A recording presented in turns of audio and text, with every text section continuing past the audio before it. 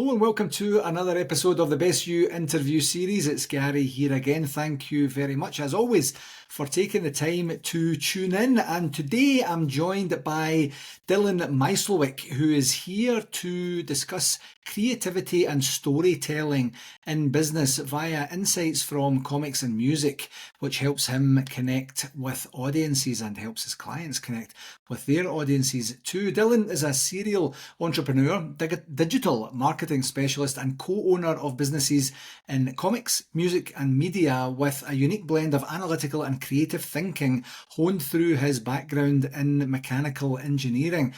I'm so interested to get into the mechanical engineering to the creativity part, and we'll get there. His journey began in his mid-20s when he discovered the transformative power of non-fiction books, which ignited his passion for business and personal growth. With hands-on experience across diverse industries, he brings a range of insights into digital marketing, creative entrepreneurship, and emerging technologies. Dillon's journey into entrepreneurship started with mentors like Tim Ferriss, Gary Vaynerchuk, Les Brown, Eric Thomas and Tom Bilyeu, who reshaped his world views. Inspired by their philosophies, he ventured from engineering into business, creativity and helping others to optimize their brands. Dillon, thank you very, very much for taking the time to join me today. Thanks for having me. Oh, I'm delighted. I'm delighted. As I mentioned, when we had that chance to chat before we recorded, we talked about the creativity, we talked about the storytelling process and such, which we'll get to today. And then you kind of sneaked in about halfway through the chat. Oh, by the way, I used to be in mechanical engineering, and I kind of had to do a bit of a double take to say, wait a second, what? Am I being punked here? Is this a real thing? So I'm looking forward to really, truly getting to understand that journey. So let's go back a wee bit.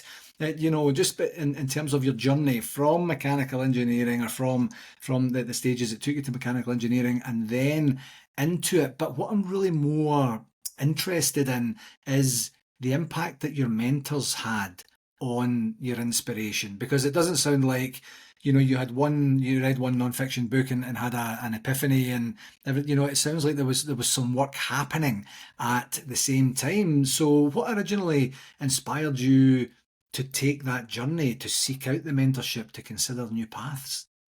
Yeah, so basically, I actually went to school for chemical engineering originally. Right. Got destroyed with organic chemistry in a series of classes, so I switched to mechanical engineering, and because of that, terrible GPA. Yeah. I ended up basically applying to something like 1,400 jobs, but in the STEM spaces, most of these jobs are all online application. If you mail them, they'll ignore them. Like you have to submit them online. And they do that because they just auto filter you if you have less than a 3.0. And they can do that because they get tons of applications. So Mhm. essentially, the job I ultimately ended up getting was at a local company where I kind of lucked out that the hiring manager happened to be somebody who went to the same university I did, failed at chemical engineering like I did, switched to mechanical engineering like I did, and ultimately landed at this company. Mhm. So it was kind of a interesting path, but that's how I got to where I was in engineering. And because of that, I didn't really get to work where I wanted to. I just worked where I was able to work. I got paid well as an engineer, but essentially, eventually got bored at work, asking for more stuff to do, and didn't have anything to do. Eventually, YouTube caught my attention, so I could pass the time.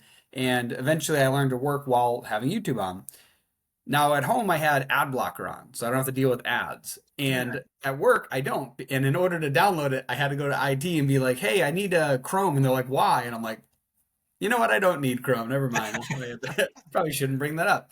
Yeah. So ultimately, I started getting hit with ads, and it happened to correspond at the same time that Ty Lopez actually started running his famous ad. I'm here in my garage, and the thing I value more than my Lamborghini and Ferrari is knowledge.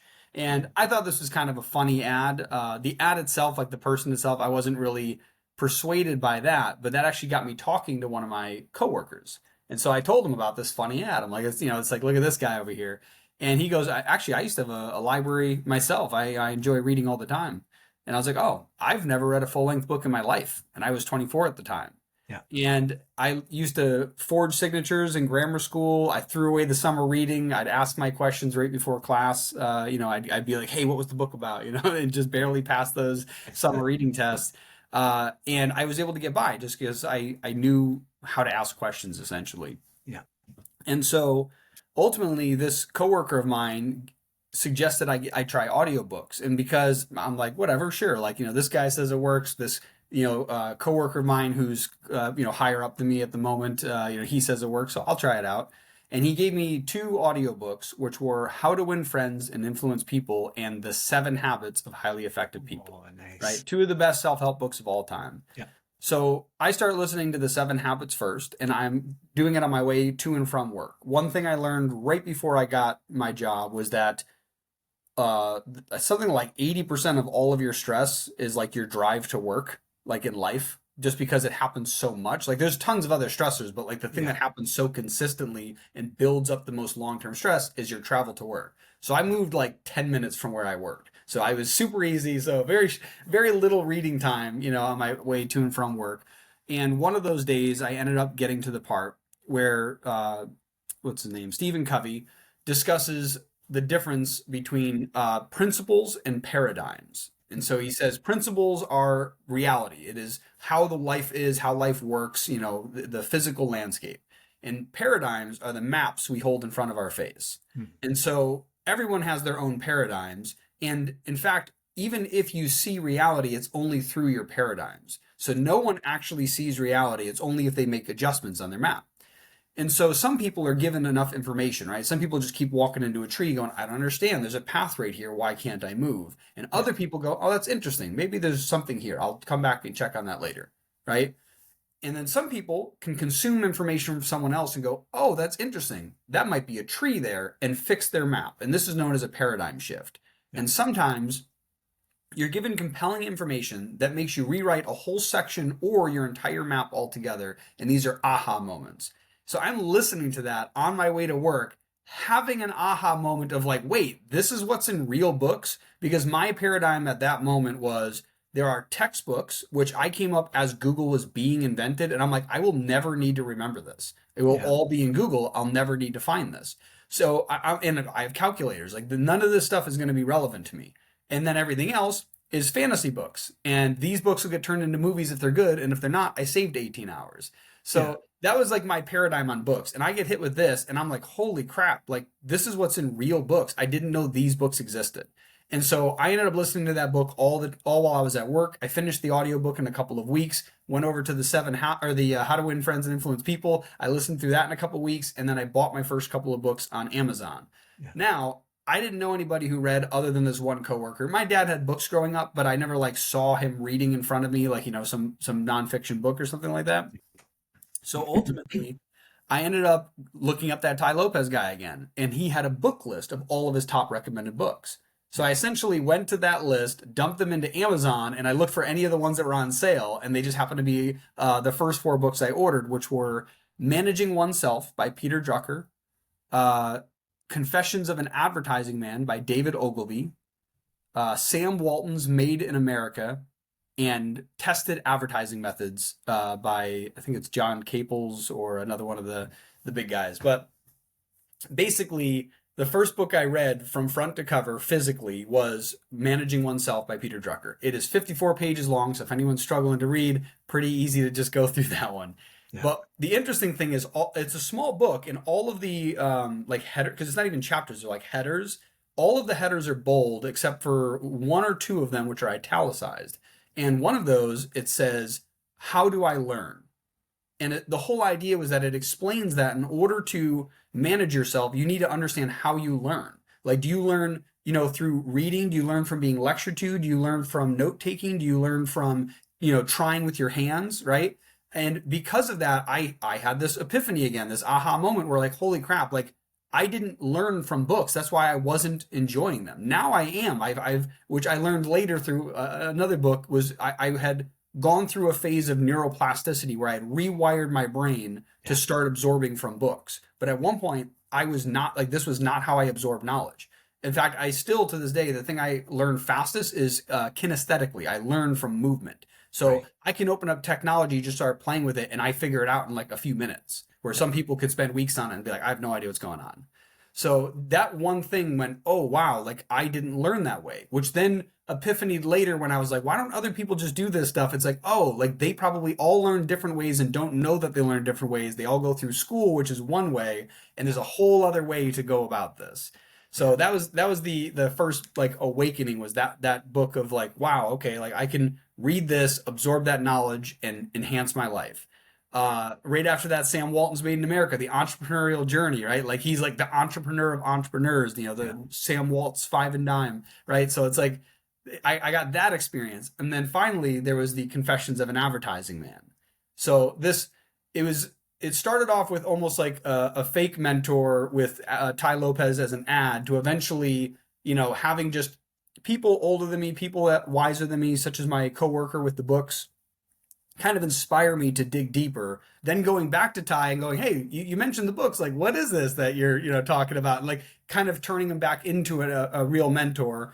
And then the books themselves individually, the Sam Walton, like his book is an autobiography written on his deathbed. So like that's a really powerful like book to like consume. So all of these things became my mentors long before I could find like a lot of physical ones that kind of like got me to the next level. But that's kind of like what what started it all was an ad while I was at work and I was bored. Incredible. Absolutely. There's so much to unpack there. And what I loved about the learning style was that it sounds like your awareness in the moment of saying, what are these things for? Like there's textbooks and there's fantasy books, and that's kind of it, is it not? Oh, wait a second, there's actually another genre. There's lots more genres, of course, but there's another genre that would in some way help me move forward in my life. And I really love that. I speak to my son about this quite a lot. He's 15 right now in grade 10. And I say, essentially right now you're learning how to learn. So as you say, like everyone, it's cookie cutter for everyone. They get the exact same experience at the exact same time. There are accommodations for learning types and such, but for the most part, they're pushing one particular model for teaching. So I'm saying to him, you're learning how to learn right now, which will serve you well in the future. And he kind of sometimes always looks at that as an opportunity to say, so I don't have to pay that much attention right now. And I'm like, no, no, no, no, don't misunderstand me. That's not what I'm saying. What I'm saying is look at it from a couple of different angles. If you have a particular topic that you're struggling with, or a particular topic that you just have an extreme dislike for, that's one of these things. What can you get from that in terms of where the dislike is coming from, where the struggles are coming from? Because he's quite a solid student overall. So I love that you said that in terms of, there's an ability to be able to learn about how to learn at any point in your life. Another thing I wanted to go back to, because we've never really, other than looking at the ad on YouTube and realizing, possibly at the time, but certainly quite soon afterwards, that was a catalyst for your expansive thinking going forward. You picked advertising and you picked marketing in your first books. Now, I know you said, but I looked at the ones that were on sale and I went through a list. What piqued your interest other than the price? So here's the interesting thing. Initially, I literally didn't know what I should read, so I literally just went for the price. Now, I lucked out and got David Ogilvy's Confessions of an Advertising Man. It turns out when I was in college and even when I was in high school, I had been doing marketing, not calling it marketing. Like, even in high school, they have a recycling program at my high school that I started. And it literally started because I was bored in class one day and I asked my teacher to go do it. Like I was just like, I'm gonna go do this thing over here. And so I had a lot of initiatives like that I kind of worked on. When I was in college, I was part of a fraternity. I doubled the size of our house, more than it had grown in 20 years. I ran our alumni event, which was our 75th anniversary. I had alumni that had returned that hadn't been there in decades, and it was probably their last one to come back to, just because they were older. And then I ended up creating a what's it called? Creating a logo design for a winter festival that they had on campus, and they used it for like years after that. I don't know if they still have the festival, but they used it for years. And I even made the logo design on the alumni T-shirts we sell at every alumni. So at the end of every year, there's like an alumni gathering, and they sell T-shirts there. And the logo they use on it is the same logo I designed like 10 years ago. So I hadn't realized I'd been doing this branding, and I started the Facebook page. So we didn't have a Facebook page for our fraternity. And then I went and cataloged all of our old photos from our old yearbooks, scanned them, or I had pledges, scanned them, I digested them, put them into what's it called, Facebook, and I even timelined them. So you can go chronologically all the way back to like the 1950s or something like that. So it was very cool to like do all that. And I never associated those with marketing. But after reading David Ogilvy's book, it turns out he had a background. I can't remember exactly what it was. It was something like economics, but it was not marketing. It was something more mathematical. And that's what I was doing. I was in engineering, and I just had this creative side to me that was untapped. And so I kind of saw that and was like, this is interesting, and then just kept learning down that rabbit hole. Coincidentally, Ty Lopez, a marketer himself, eventually offered like Facebook ad courses, for example. And so I ended up going through some of those and then finding other people and other mentors and learn from them. So it was very much a serendipitous, like this book happened to go on sale. It made me realize some past events that had occurred and how they all overlapped. Like I'd been playing with graphic design since the 8th grade because a friend of mine's dad had it on his computer. Yeah. Right? You know, like that type of little detail. I was shooting videos with my friends on YouTube like years ago. I was, making, various, posters and things when I was in college and high school, like just stuff I never thought about and associated. So it was, very serendipitous that's kind of how that occurred. Fate, if that's what you believe in, or as you say, serendipitous. I love that. So then, in terms of taking that newfound knowledge, that newfound thirst for knowledge, continuing through other mentors, and I do love the way that you talk about these folks. You've read their book, and then you have a mentor-mentee relationship with them through the written word. Is that correct, or do you have an actual literal relationship with them? So yeah, majority, if not, like 99.9% of the books that I've read, it's the mentorship through the words on the page. And the biggest thing too that I kind of took from that was the way that I kind of developed that idea a little more thoroughly was Think and Grow Rich by Napoleon Hill. He talks about the concept of the mastermind. And a lot of people, when they think mastermind now, it's like a group of people that all actually are in the same thing. It's like a mastermind of dentists or a mastermind of, car wash owners, right? It's always like a group of people that all work on the same thing. So you don't really have different insights. But in the original mastermind, it was like, Abraham Lincoln and Napoleon Bonaparte and what was it? Marcus Aurelius, things like that, like these great people, Thomas Edison, inventors, and then putting them together and asking them, like, what would you do in this situation? What would guide you?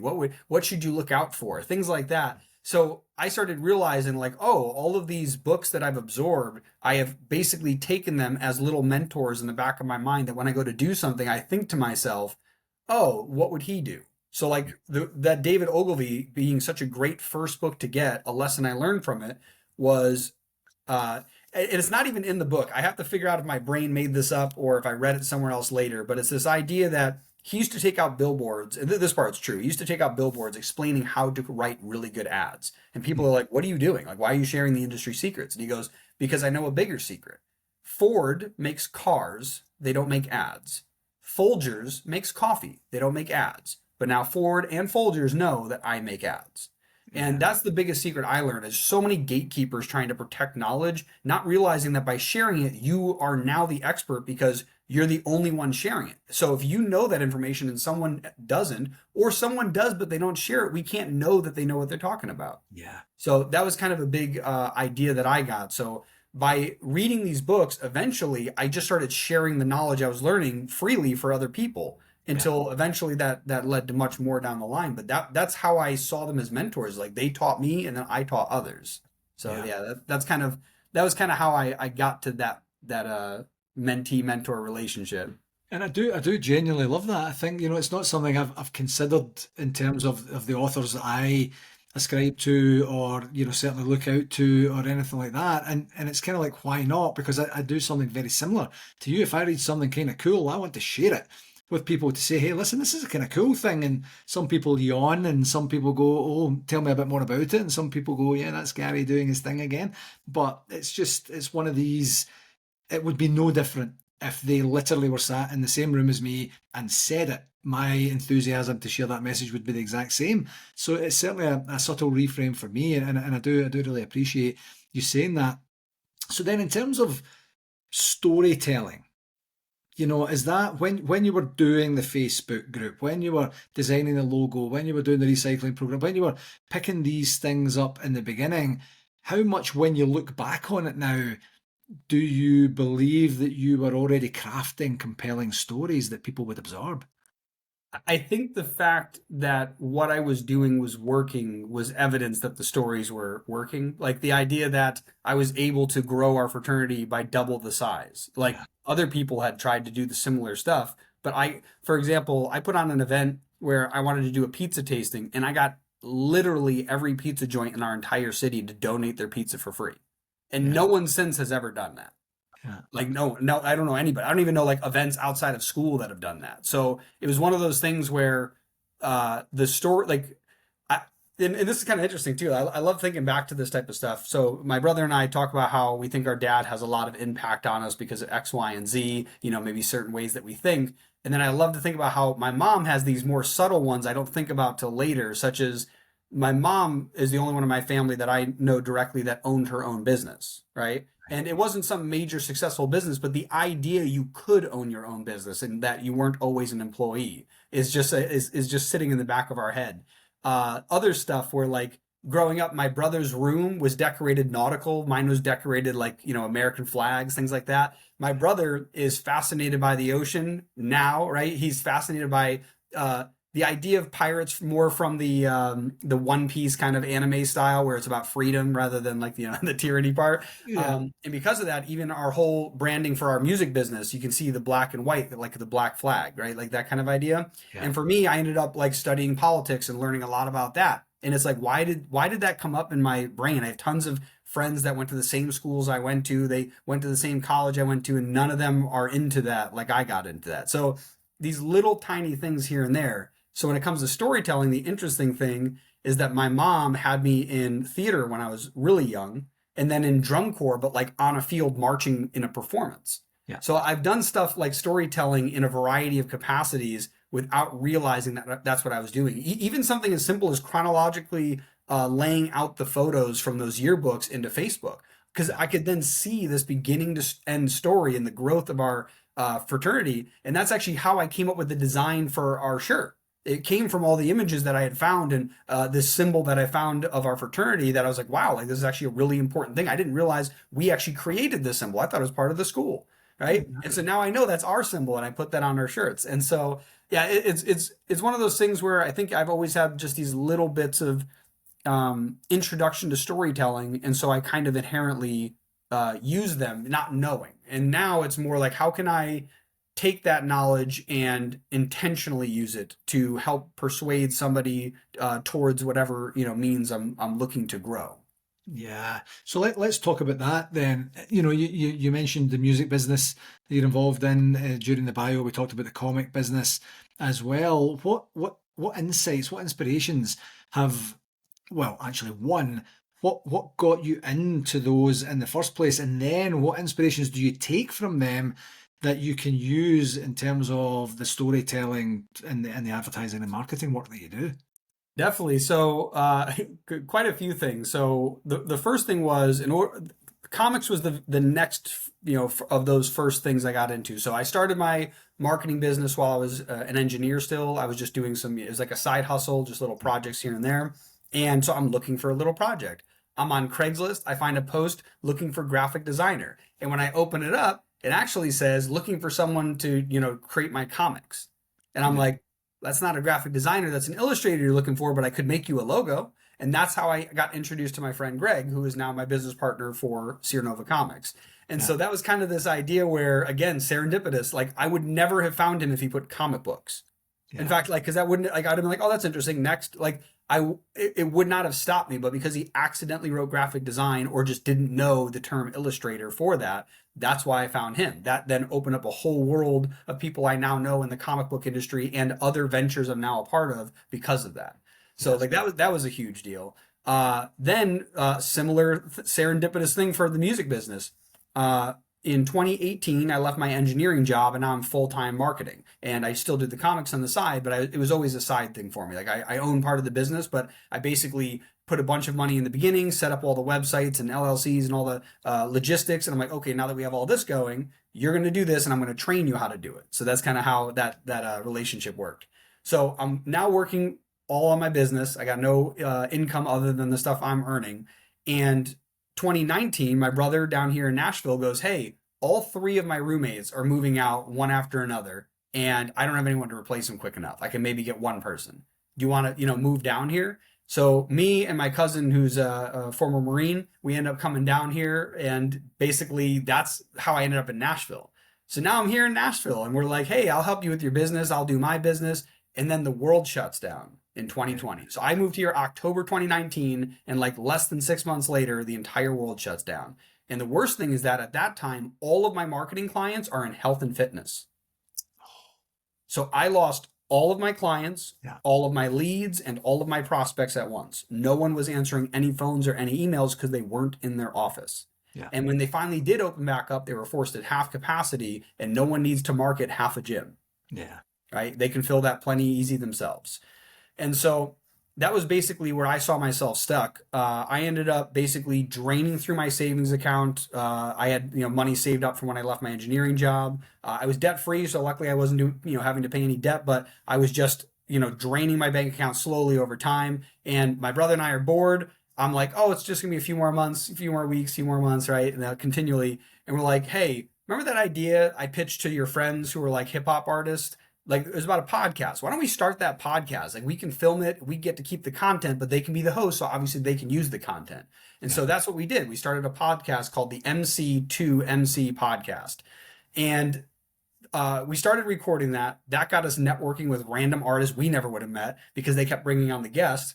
And from that, one of the producers we had gotten connected with, which is also, again, super serendipitous. My brother was on there's a show called Nashville, and he was an extra on the show, like just somebody random in the background. He met someone there that suggested he connect with a producer. That producer is now hanging out with us, watching the podcast, going, "You should sign this guy." And it's like, to what? Our studios, right? Like, yeah, that's all it was, a recording studio. Yeah. So now it's like, how do we figure this out? Like, how do we work with artists beyond just recording, mixing, and mastering? And that was kind of what spawned the initial idea of what became the Upstate Sound Music Group. And so it's definitely like a rant, like just very serendipitous moments where I was kind of like, oh, that's interesting. I can keep trying to push in this direction. And then ultimately, I ended up having to, I forgot what it was called, but PPP, I think it was called. I ended up, after almost emptying my bank account, going on to the that government thing they did during COVID where they're throwing out free money. And I'm like, I didn't want to do it. I felt disgusting the whole time I did do it. And essentially it was like, I have to do it. I'm not going to have any money. All of my clients are closed. I don't know what to do. So I start collecting that, and I'm like, all right, now I have my brain can shut off for a minute. What is next? And so I'm like, I'm going to just look for any business that needs help with marketing. And it all started going on Upwork, where I found my first client, then my second client, and eventually that's where a multitude of my clients came from. I started reaching back out to old clients, getting some of them back, reaching out to some new clients. I reached out through networking. I got this, what's it called? I got an invite to an online platform called lunchclub.ai. It's now lunchclub.com. I think they finally got that, but it started pre-COVID, where you used to meet in either LA or San Francisco, all moved online. So because of that, I ended up joining this, and I started networking with people all around the world. Some of these connections led to clients. Some of these connections led to one of my mentors now. And so it was very, like, a lot of the stuff that happened was me just not sitting still and then jumping on the opportunity as I saw it pass by. Yeah. Yeah. And it's genuinely being, it's almost like a stereotypical entrepreneurship journey where you weren't fixed in your mindset. You were open to having conversations, it sounds like, with almost anyone about almost anything, because you just never know where that's going to take you or what that's going to look like. If someone had said to you, a month before it, you're going to have a music business, a music studio, a music, what do they call it? Sorry, a music. It's music business. We have a record label, publishing company, recording. Record label is what I was trying to think of. Artist management, like we do everything. So yeah. it spiraled a little out of control. Yeah, but then be it like not everyone's like that, Dylan. That's really where I was going with that in terms of, you need that thirst to kind of get curious in the beginning. Why do you think that would be a good opportunity to chat? Why do you think that? Getting some information from the person who says, have you spoken to this person? Have you considered doing that? And not everyone does that. Some people are kind of like, time out. I'm in my lane right now. I don't really feel like branching out. I don't actually even know what that is in the first place anyway. So it's such a story of, like an abundant mindset to say there are lots of different ways that we can do what we're doing. There's lots of different industries that we can serve. There's lots of different things that we don't even know yet that we're more than open to learning and immersing in and serving as we go forward. And it's such a fabulous story of that openness. And I hope that the listeners and the folks that are watching get that. Like if you want to branch out, that there are opportunities to do so. You just have to have the right type of style of opportunity, of course, connections maybe, but openness of mindset and expansive thinking to say why not. Yeah, one of the and this is why at one point it was very serendipitous, just the books that I came across, and I keep using that word, but I do have to, like, I agree. It's like you come across something, but you also have to take that opportunity. So Yeah, for me, it was like boredom at work. There's that whole idea is like when you're finally sick and tired of being sick and tired. So I was bored at work. I was going nuts. I hit this ad. I started talking to a coworker out of boredom that leads to like, hey, why not try this book? I'm like, why not? yeah. Right. And I love the idea of one of my favorite movies actually is Yes Man by with Jim Carrey, Oh right? yes. And it's such a good idea to understand that in the beginning, especially when you're young, it is better to say yes to more opportunities until you are so busy you can't take anymore. And then Yeah. eventually, and this has happened to me in the last year, I got to a point where I had people going, I want to work with you. And I'm like, I literally can't. I do not have the time. And they're like, what is it going to cost to work with you? And I'm like, that is the right question. Right. I was like, yeah, here's the door. Like here, like let's move in this direction. So that's definitely something that I think a lot of young people don't do. So I met a photographer once. We wanted to bring him on to like a database of freelancers that we could forward to position. Like, somebody comes to us, hey, do you got a photographer? Like, oh yeah, I got a catalog of them. Here's some of their works. You like this one? Cool. We'll get them to you. We get a small referral fee. That was one of our goals. Turns out a lot of these photographers that are young are like, oh, I'm worth $100 an hour. And one of them told us that once. And I'm like, okay. I go, how many times have you been paid that? He's like, oh, I've had like 4 gigs at that rate. And I'm like, okay, like how long? Like 2 hours? Yeah, about 2 hours a session. I'm like, okay, how long of a window did this take to get all 4 of those? He's like, I don't know, 3 or 4 months. I'm like, so you worked once, maybe 1.5 times a month over the last 3 to 4 months at $100 an hour, and you think you're worth $100 an hour? And one of them was like somebody's friend's dad who hired you? Like, you're not worth $100 an hour. You're probably worth 25. And if you were, I could have 3 gigs a weekend and you'd make 6 times the amount. The Yeah. thing is that you don't want to humble yourself and work for less. Like, you could work for free and get a few more gigs that'll then lead to paid gigs. I built 5 websites before I got the first paid one, and then I charged $150 for the first paid one. I Yeah. charge thousands of dollars for websites now, right? But like that first one, it's like, yeah, you got to earn your salt or whatever it is, like earn your stripes. And I feel like that's a big thing that people are afraid to waste time on something that doesn't immediately reward them. And it's like Yeah. that, what is it, the marshmallow test? They do that with kids where it's like, if Yeah. you give them a marshmallow and go, if you wait right there and don't touch it, I'm going to go leave and get another one. And if it's still there when I get back, you get two. And a lot of people just want that first marshmallow. They can't fathom what it's going to be like having two marshmallows a few minutes from now. And I Yeah. feel like that's a lot of adults, is that they can't figure out why they would spend time reading a book or taking a course or trying something new when that might not lead to anything. And it's like, who cares if it doesn't? Yeah. I've had plenty of stuff. Like I've in fact, a really fun example was I started taking an online drawing course just to get better at drawing, because I was thinking to myself, I'm like, oh, I might want to use it in my comics one day or something like that. Years have gone by. I haven't used it for anything, and literally I am now working with this comic book production company, and they said a word I didn't know, and they're like, oh yeah, the logos on the front of the page. And I'm like, I never thought about calling it a logo, so I've never looked up like comic book logos. So now I look at there's books on this stuff. I'm like, that's crazy. There's tons of information. And Yeah. now I'm over here working on one of our newest series, and I'm the one drawing the logo for it. Yeah. Right. Yeah.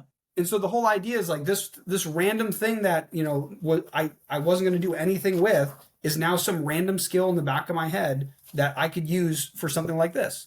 Yeah. And there's another one too where I'm starting a foundation, like a nonprofit with a few other people in the comic space, and I drew the logo for that. And it's like a random skill. I have not used it in years, and it's like I started dabbling with it recently again, and then I got asked these two questions of like putting these together. So I feel like people are afraid they're going to gain a skill they're not going to use, and it's like, first off, you absolutely can end up using it.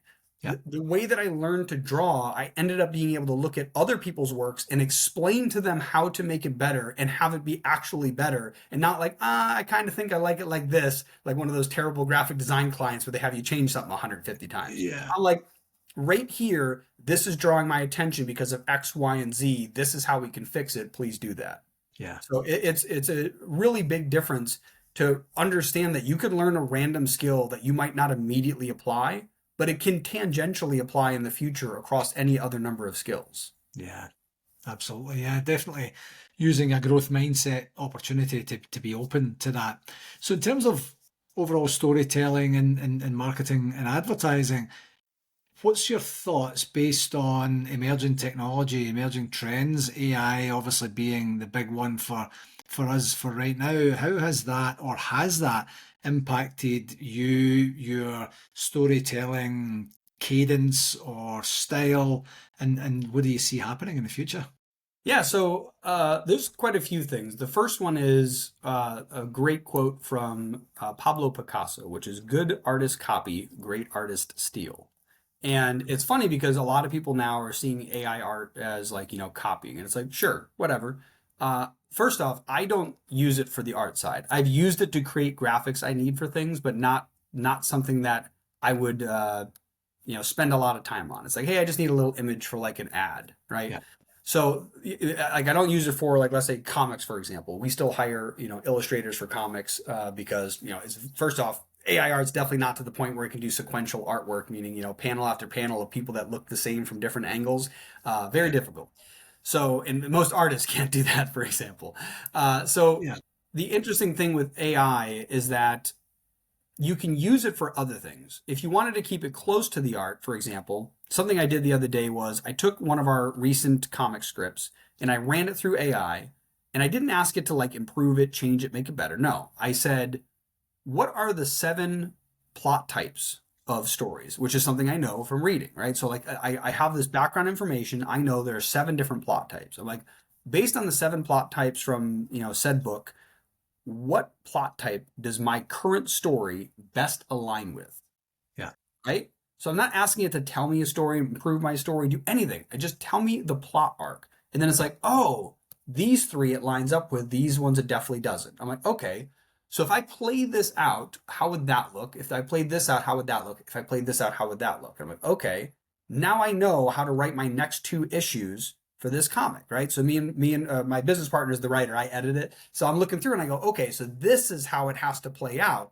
And then once we said it out loud, we're like, wow, that sounds way better, because we realized we could close the plot arc, as opposed to having this plot arc that we didn't know we opened left hanging like the crappy Star Wars films, like, where they just open up 15 plot arcs and then never close them, right? It's painful when you watch things like that or read things like that where they don't finish the thing that they opened up.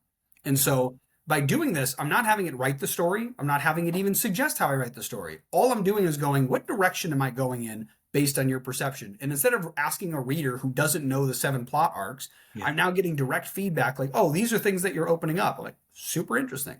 So that's how AI can affect storytelling from that capacity. In fact, right before this, I was testing this theory out, and it came out pretty good. There are 12 brand archetypes. These are different types of personifications of what you can consider your brand. There's like the where is it?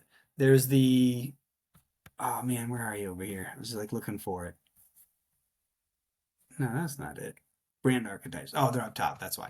Yeah. So the brand archetypes are things like the explorer, the sage, the innocent, the everyman, the jester, the caregiver, the lover, the magician, the outlaw, the hero, the ruler, and the creator. So these are different, different types of things. So like Apple, for example, is the creator. Lego's the creator. Mercedes-Benz, Rolex, they're the ruler. Nike, Red Bull, the hero, right? They're all different formats of this archetype. And these archetypes can also, and this is what I was testing, align with the various 7 plot points, which means if you wanted to take the archetype that you believe your business is and run it through a story, you can actually determine very quickly using AI without having to like super digest all this information and try to solve this in your head. Yeah. And now from there, you can write the story because most people understand. That's why there's only 7 plot arcs. Everybody knows them. They just don't know them by name. Mm-hmm. And then once you know them by name, you can go, oh, it's like this one. Okay, well, that's kind of like, Beauty and the Beast or kind of like Aladdin, right? And now that you see these archetypes in stories, you can go, I could take this and run it through this story. In fact, that aligns with my personal story and why I built the company. So these are the tools that we'll be able to use when it comes to storytelling in business. And then outside of storytelling, there is an infinite number of other ways to use it. I built calculators with it. I built spreadsheets with it. I've solved problems with it. I've written proposals with it. I've done, any number of things that you could possibly imagine with AI that has helped me become more efficient for myself and for my clients. So super helpful in those capacities. But absolutely, when it comes to finding your story, everybody has a story. Yeah. It's just trying to figure out how to shape yours in a way that is the most digestible to other people. Yeah. Yeah. And how would you recommend someone with an aptitude, a desire, a thirst for entering into the marketing and advertising space, knowing what you know now in terms of them getting a foothold in their storytelling and an understanding of the basics and moving forward? What advice would you give to folks that were considering that?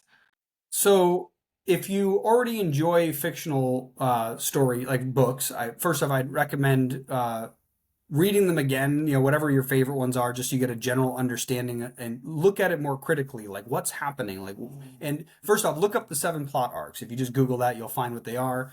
And once you see them, you can't unsee them. And now every time you see a story, you're going to go, oh, it's this. Like that's what's going to happen, right? Now you can have twists, right? But there's always going to be some arc that's been open that has to be closed if it's a good story, right? Yeah. So even twists typically just show, oh, I thought it was going to go this way, but it actually went this way. So it's the same plot arc. It just went to a different arc that I thought it was going to go. I was imagining this arc, but it's actually a little tighter, right? Yeah. So that's the first thing is just learning what those 7 are and then watching, rewatch one of your favorite films or reread a favorite book.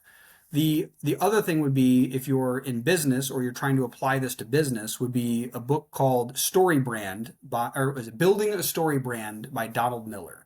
And this basically shows you how to craft your story so that it places your client, your customer, as the hero. Because a lot of businesses want to be the hero, right? That's not the case. So an easy example would be like, say, FedEx, right? FedEx could be the hero that gets your box delivered for you. Or you're the hero in your company because you chose FedEx to get the box delivered. Yes. That's a really big distinction, because I don't want to pay you money so you get to be the hero. I want to be the hero, right? So that's a huge distinction. So in that book, and he has like a free online website you can go to. It's mystorybrand.com. There's a series of questions you can ask yourself that are basically meant to plot the basics of the baseline of the story, which is a character, like your customer, your client, has a problem and meets a guide, that's you, who gives them a plan that helps them achieve success and avoid failure, transforming them from A to B.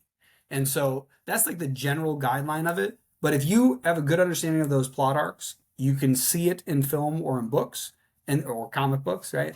And then you take that idea and map it to this story brand, you're suddenly going to be filled. I just did this with a client of mine where I walked them through the story brand, questionnaire, and like, here's the type of stuff you can do. And like all of a sudden he's filled with ideas. He just sent me like 3 like multi-page documents of how he's going to reshape his whole company, right? And I had these dreams that I didn't know I could do it like this, and now I can map it out in this way because, and now I know what my goal is because I've made the story and who I am. This is how I'm going to guide them to be the hero I want them to be, or the hero that they want to become.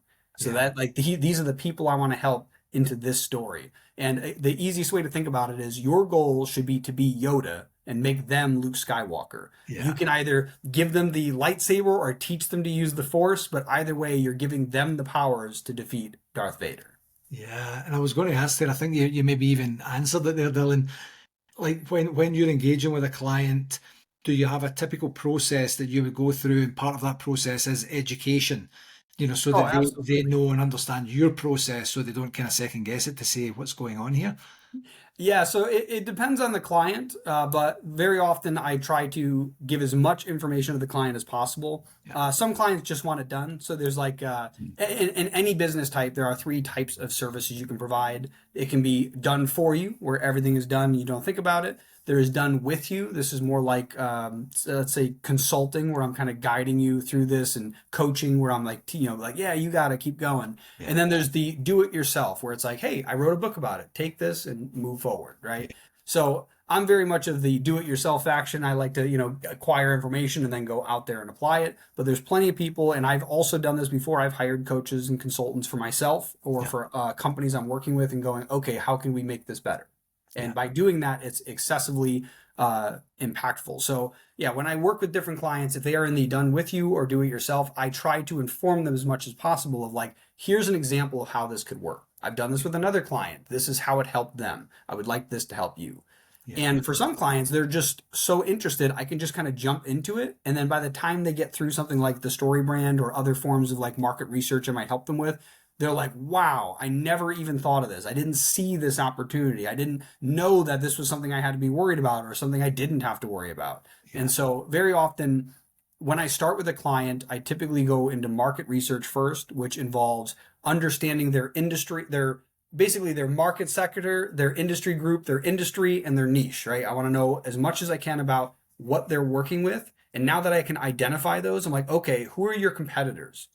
Who are your ideal customer personas? Who are the people that you are looking to help and you are the perfect person to help them? Yeah. Now that we know who you're trying to help, who are other people that want to help these same people, but they don't sell your product or service? These are potential partners you've never considered. Yeah. Right? And so that's kind of how I expand and just get a full understanding of the companies. And by that point, it's very easy to now go through something like StoryBrand, where you're like, hey, now that we know a lot that's going on, let me take all this. And this is where AI is fantastic. This would have taken weeks of work with a client. I can now do this in a couple of hours, where we digest a bunch of information, we get it to spit out this market research. I then take all of that, give it the StoryBrand questions. I go, answer these questions. I now have a baseline I can bring to the client and go, hey, does this sound right? It should sound and feel right. And typically it's pretty dang close. And it's like, okay, like maybe we need to pivot this a little bit. Like that's not quite right. We don't offer that anymore. We've been moving towards this. This type of client we've noticed is a pain, but this one's really good. And by kind of mapping that, now we have this perfect story arc. And literally I did this, like I said, recently with a client where right after we fixed it, I then read through the whole thing. And I just see him like this, like smiling like crazy. He's like, wow, this is really good. Yeah. Because it's the first time he's hearing his company being told in a story.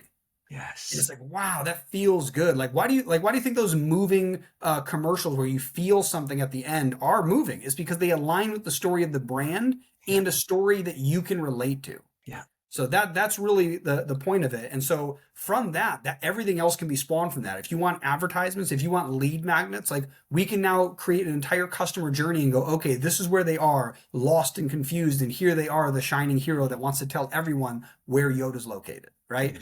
And now we can figure out how to map people across this, and then figure out what we need to inject from ourselves into the universe to find these people, pull them towards us, and then push them into becoming customers and clients. Yeah. Right. And that's really what it takes, is like, once you have all that understanding, and that's why I like doing that with clients. I'm like, I tell them, I go, you could fire me tomorrow and you'll still have this to walk away with, which is way further than you were before. And that's what I want. I don't want you to hire me. I start running ads, they don't work, and then you fire me. Yeah. I want you to have something that even if I don't finish the ads, maybe we start running them and they really don't work, but it's only been a couple of months, you don't have the budget, fine, fire me. Yeah. Run the ad yourself later. I promise you, you will be much further off, much better off now that you have this information. Absolutely. Absolutely. Your energy and enthusiasm and your ability to talk and the type and style that you do is just so relatable. It's it's masterful actually. It's so energizing for me. As you know, Dylan, this is the Best You podcast, and I'm very interested to talk to every guest about what is one regular strategy that they employ. So what is one regular strategy that you employ that helps you be the best version of you? So something I like to say is that a lot of people chase happiness, but happiness is something that is cultivated through two things. One is gratitude for what you already have, because if you're not even grateful for what you do have, you don't deserve anything past that, right? And I Yeah. say that word on purpose because it makes people upset. It's like you don't deserve anything past that. If you're not grateful for the little bit that you have, you do not deserve more. Yeah. There are people, and I say that too because there are people. There is not a person on earth who could say there is somebody else worse than them, because there's always at least one more person. That last guy, I've never met him. I feel bad for him, but I bet that even that person doesn't complain, Hmm. right? And so that's the first thing. And the second thing is progress towards what you desire. If you're not moving towards something that you desire and you're just sitting in contentness, you Hmm. will eventually become sour. You will have regrets. And so for me, I naturally do new things because I'm working with clients. I'm always trying to move forward. I want to, provide for my family. I want to, have more experience, more, etc. So the progress part isn't that hard for me. And then it's the gratitude I need to make sure I maintain. Yeah. For some people, it's the opposite. But for gratitude, there's actually a clubhouse like room that's open Monday through Friday. What is it? 8:30 Central Time, 9:30 Eastern Time. That a friend of mine puts on, and a bunch of people join. People I've actually never met in person, including the friend I've actually never met in person. Yeah. But we got introduced on there through another mutual friend, and I've been doing that for 3 or 4 years now. So that's a small practice on the gratitude side. And for progress, honestly, if you, and this is actually the same advice I give when people ask, like, how do I get better at stuff like AI, like ChatGPT? And I'm literally like, read a book. Because the thing about ChatGPT and all these AI programs that are out there is that they're only as good as the prompts you give them, but the Yeah. prompts are only as good as your own knowledge base. If you don't know something exists, you can't ask the right question. If here's a good example of something most people wouldn't even think to do. I'll go into ChatGPT and I'll say, here's something I want to do. Ask me a series of questions so that I know that you know what I actually want done. Yeah. I don't want it to assume what I want done. I want it to know exactly what I want done. So ask me some questions, Yeah. and like totally different perspective of thinking. So that like reading is a big thing. Taking online courses, find a mentor, find what's it called? Local communities, find conferences and seminars, webinars, whatever. Like all over the place. There's tons of different things, but don't ever stop learning. There's no reason to stop learning. You can always learn something more. One of the coolest things I ever heard on a YouTube channel was somebody was talking about a tourniquet. You know what a tourniquet is? Yeah. Yeah. Imagine you didn't, and one day you are in a situation where you need that. Yeah. That's it. You're just dead. Like, it's so weird that just knowing the concept of a tourniquet could save your life. Yeah. And if you're never told the word and you never see somebody apply it, there's no way for you to fix that. Yeah. And so for me, it's like you could always learn more stuff that will help you, even if it's like weird, like take a CPR course. You know what I mean? Like there's random stuff that you could do that would make your whole life better in case there's ever, like, learn to garden, get some chickens, right? Like things like that. Like, do something that makes you better. And if you don't know, guess what? Go over to the free ChatGPT, Gemini, Meta AI, Cloud, any number of these other free AI tools, and say, what can I do to make myself better? Yeah. And it's I think the thing I like the most from that is, do you know who Jordan Peterson is? Yes. One of the lines that he says was something like, basically chasing after your dreams. And he's like, and if you really, really just don't know what to do, find the heaviest thing you can and lift it. It's Nice. like, yes, that's that. Yeah, Yes. absolutely. Absolutely. I love it. I love it. This has been such a spirited conversation. I've really, really enjoyed it, Dylan. Before I let you go, where can people find out more about you and the work that you do? Cool.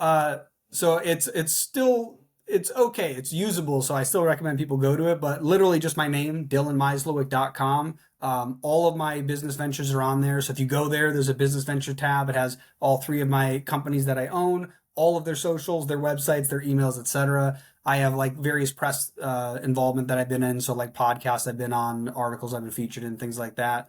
I think my email's somewhere on there, and also all of my personal like Instagram is just my name. Yeah. Socials, all the socials are just my name. So I try to keep it simple.